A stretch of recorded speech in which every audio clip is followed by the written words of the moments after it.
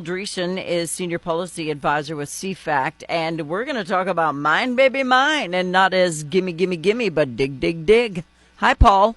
Hi, Fawn. How are you doing? I'm well. How are you? Great. Thanks for having me on. You're welcome. Everybody thinks we just need China so bad. It's just not true, Paul.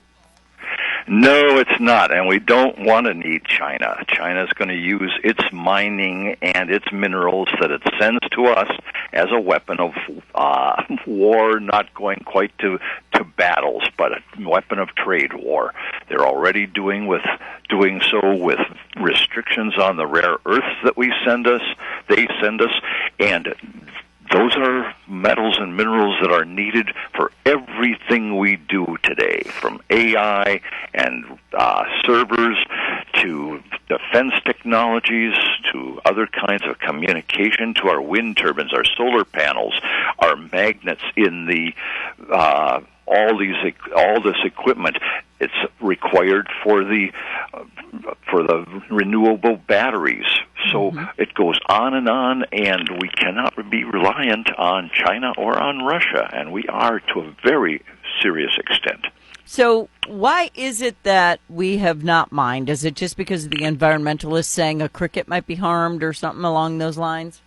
Well, maybe not a cricket, but lots of little plants, lots of various amphibians, reptiles, whatever they want to find in an area where there might be some mining. But basically, they are against mining. They don't want to see it here in the United States.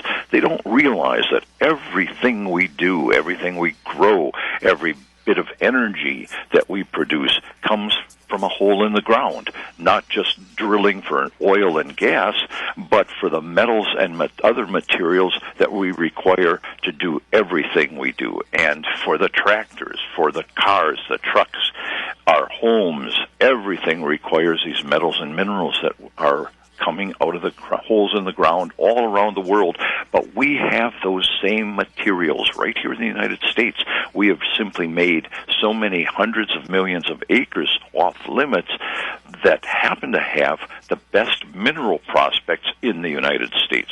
So we're hurting ourselves economically, strategically. Our national defense is suffering.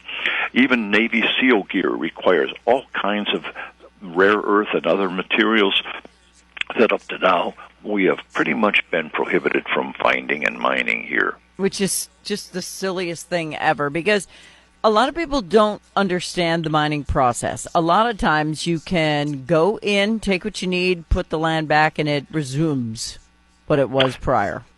Yeah, absolutely. And you're going to start with remote sensing to find these places.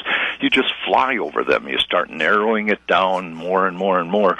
And out of that 500 million acres, we may need a few thousand acres to have a huge mine that produces enormous quantities of copper, silver, zinc, all kinds of other materials, the rare earths that we hear about so often. They're not so rare, but they take a lot of processing to extract them from the ores.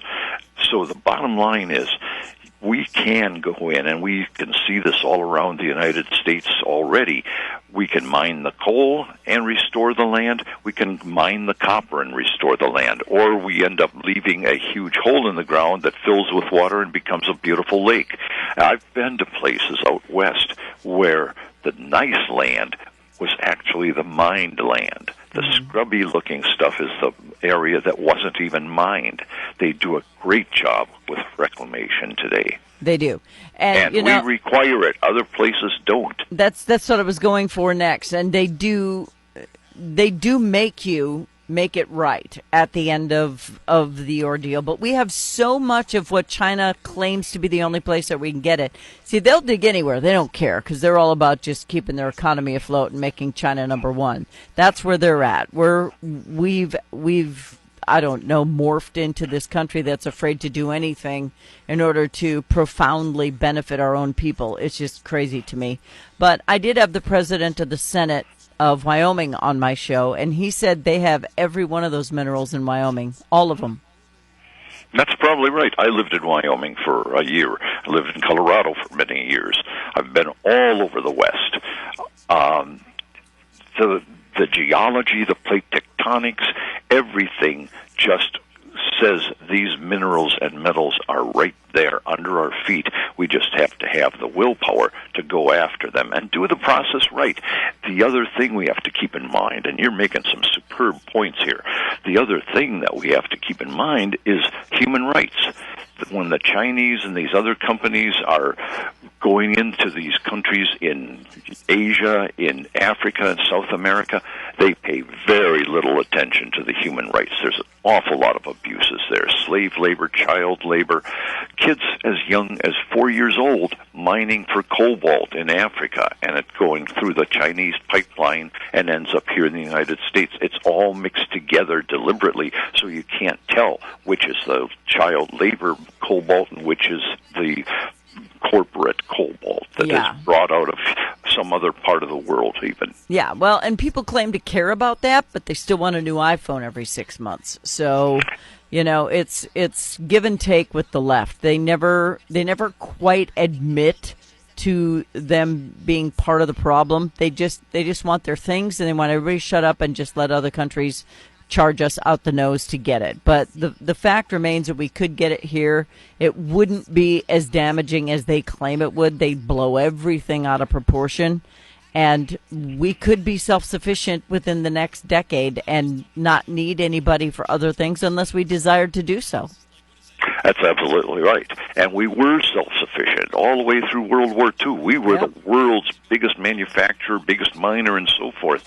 We need to go back to that, and we can do it properly, environmentally, human rights, all those things that we pay a lot of attention to.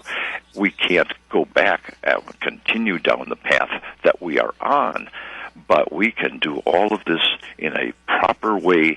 We need to do it, and we need to start now. And the more we are looking at modern technologies, the more we're looking at metals and minerals we never even needed before. Right. So we've got to go back and look over and over every time the technologies change or increase in the amount of AI, for example. Those are going to need all kinds of metals and minerals never before hunted for in human history. Yep, and the sad part here is that people are going to argue that, you know, free trade. Well, we only had that. It began, I think, in the early 80s, where we started just giving away our country and letting everybody tariff the crap out of us and didn't do anything back. Well, it hasn't been fair. It's been getting worse, and China is the biggest, most complicit player in this thing. That's why they're fighting the hardest. They stand to lose the most. But here we go. I've got 30 seconds left, Paul. Where do people go to read your Mine Baby Mine article through CFACT? You can go through cfact.org, cfact.org, townhall.com. I'm one of the columnists there, and my columns are carried on a lot of other websites all over the U.S. and world. One last point about what you were just saying is China has also been a major thief of our intellectual property and every other bit of information they can glean from us, from spies or from hacking, and they're not a nice player. They're not a fair player. No. We need to recognize that, too. Can you say spy balloon? Yeah. Paul Dreesen, Senior Policy Advisor, CFACT. Mine, baby, mine. Thank you, Paul. Thank you, Fawn. Take care.